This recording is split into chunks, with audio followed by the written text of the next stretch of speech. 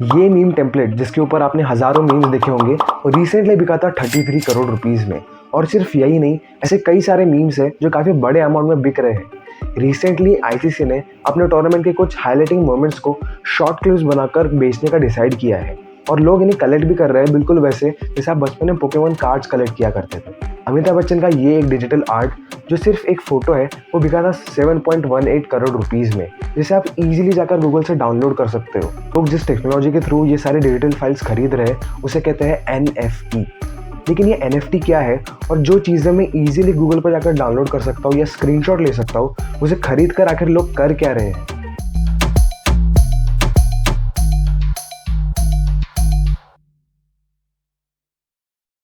तो NFT मतलब non fungible tokens. तू समझा? हाँ। नहीं, तू समझा नहीं। चलिए वर्ड्स को स्प्लिट करके एक के बाद एक समझने की कोशिश करते हैं। तो पहला है नॉन फंजिबल। अब फंजिबल का मतलब होता है रिप्लेसेबल, नॉन रिप्लेसेबल, ऐसी चीज़ है जिसे आप किसी और के साथ रिप्लेस नहीं कर सकते। और आखिरी वर्ड है टोकन्स।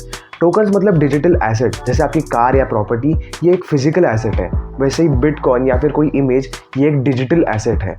लेकिन बिटकॉइन फंजिबल है, मतलब आपने अगर किसी को एक बिटकॉइन दिया और उसके बदले में उन्होंने आपको और एक बिटकॉइन दिया तो दोनों की वैल्यू सेम रहेगी। लेकिन आप यही काम मोनालिसा की पेंटिंग के साथ नहीं कर सकते, क्योंकि मोनालिसा दुनिया में सिर्फ एक ही है, वो नॉन फंजिबल है, नॉन रिप्लेसेबल है। वैसे ही एक NFT दुनिया की किसी भी तरह की डिजिटल फाइल हो सकती है, चाहे वो इमेज हो, वीडियो हो, ऑडियो हो या फिर ट्वीट हो, लेकिन वो ओरिजिनल होना ज़रूरी है। जैसे बीपल एक डिजिटल आर्टिस्ट है जिन्होंने रिसेंटली अपना डिजिटल आर्ट का कलेक्शन बेचा था, क्योंकि वो ओरिजिनली उन्होंने ही बनाया था। और NFTs ब्लॉकचेन टेक्नोलॉजी पर बेस्ड होते हैं। अब ब्लॉकचेन के हमने इसके बारे में पिछले वीडियो में बात की थी, तो अगर आपसे समझना है तो आप वो वीडियो जाकर देख सकते हो, जिसका लिंक मैंने डिस्क्रिप्शन बॉक्स और कमेंट सेक्शन में दे दिया है। This is business. अभी के लिए आप इतना समझ सकते हो कि ब्लॉकचेन एक ऐसी डिजिटल डायरी है जहाँ पर आप आपके इवेंट्स या फिर ट्रांजैक्शंस रिकॉर्ड कर सकते हो और ये परमानेंटली रिकॉर्ड हो जाते हैं, मतलब इसे आकर आप कोई भी एडिट नहीं कर सकता। और दुनिया के जो ज़्यादातर NFTs हैं वो इथेरियम क्रिप्टो करेंसी की ब्लॉकचेन पर बेस्ड है। लेकिन अगर आपको क्रिप्टो करेंसी में इतना इंटरेस्ट नहीं है तो नॉर्मल करेंसी के थ्रू भी NFTs खरीदे जा सकते हैं। लेकिन अगर आपको क्रिप्टो करेंसी के मैकेनिज्म को समझना हो तो उसके ऊपर हमने पिछले वीडियो में बात की थी, जिसका लिंक मैंने कमेंट सेक्शन। चुप रहना भाई, बंद करना, तेरा बकवास बंद कर अभी। लेकिन क्या एक डिजिटल फाइल की इतनी ज़्यादा वैल्यू हो सकती है?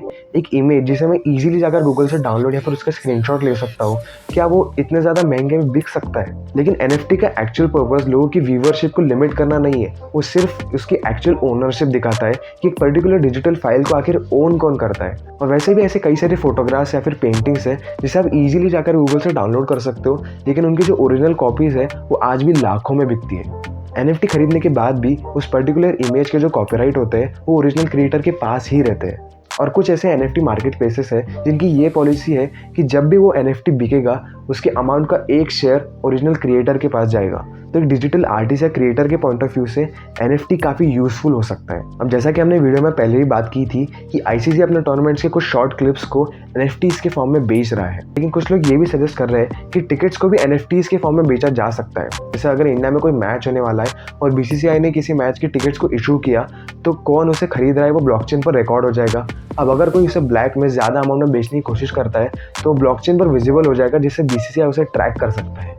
और कुछ वीडियो गेम्स में भी उसके अंदर परचेजेस होते हैं, जैसे PUBG में आप कैरेक्टर के स्किन्स खरीद सकते हो, तो कुछ गेम्स अब इन स्किन्स को NFTs के फॉर्म में बेच रहे हैं। लेकिन फिलहाल के लिए इसका मेजर यूज़ जो है वो डिजिटल आर्टिस्ट और क्रिएटर्स ही कर रहे हैं। अब इंडिया में इसका इतना ज़्यादा क्रेज़ नहीं है, लेकिन क्योंकि इंडिया की 50% पॉपुलेशन 30 ईयर्स के कम की है, इसलिए NFT मार्केट प्लेसेस इंडिया को टारगेट कर सकते हैं। लेकिन कुछ लोग कह रहे हैं कि NFT सिर्फ एक बबल है, मतलब ये अभी नया आया है इसलिए ट्रेंड में है, क्योंकि NFT की ओरिजिनली कोई वैल्यू नहीं होती है, वो सिर्फ एक सोशल स्टेटस दिलाते हैं सोसाइटी के सामने। और हो सकता है कि बबल ऑलरेडी बर्स्ट हो चुका हो इसी साल, क्योंकि NFT के मार्केट प्लेसेस काफ़ी ज़्यादा क्रैश किए थे।